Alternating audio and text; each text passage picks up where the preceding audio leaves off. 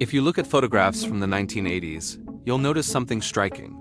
The American population looked different, thinner, and this change was particularly pronounced in Black communities. This isn't a story about vanity or aesthetics. It's a story about how America's food system, economy, and built environment transformed in just a few decades and how those changes disproportionately affected Black Americans. In 1980, the obesity rate among Black adults was approximately 26%.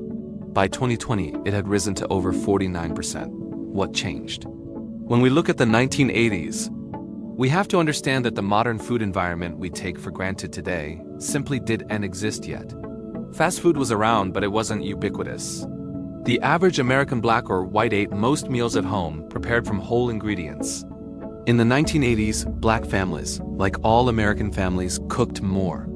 Home-cooked meals made up roughly 75% of caloric intake, compared to just 50% today. Traditional soul food, often maligned today, was actually prepared differently. Portions were smaller. Meals were events, not grabbed on the go. And critically, processed foods hadn't yet taken over grocery store shelves. People forget that soul food traditions came from making the most of limited ingredients. Nothing was wasted. You ate what was available seasonally.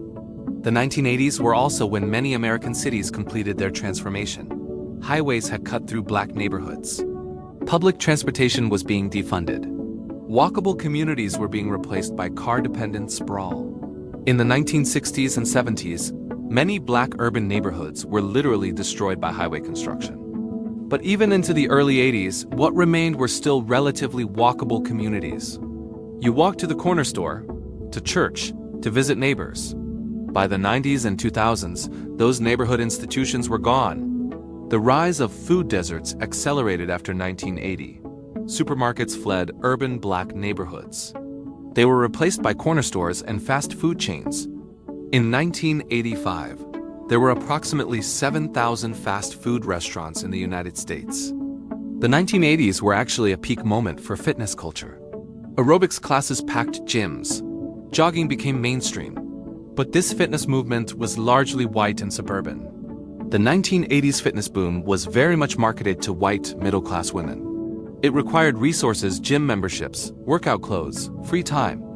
As Black communities faced economic decline, access to these fitness spaces became more limited. By contrast, in the 1980s, physical activity was just built into daily life for most people, regardless of whether they worked out. You moved more because daily life required it. In 1980, the average American watched about 4 hours of TV per day. By 2020, total screen time, including phones and computers, exceeded 11 hours daily. For children, the change was even more dramatic. In 1980, kids spent an average of 1.5 hours per day on screens. Today, it's over 7 hours.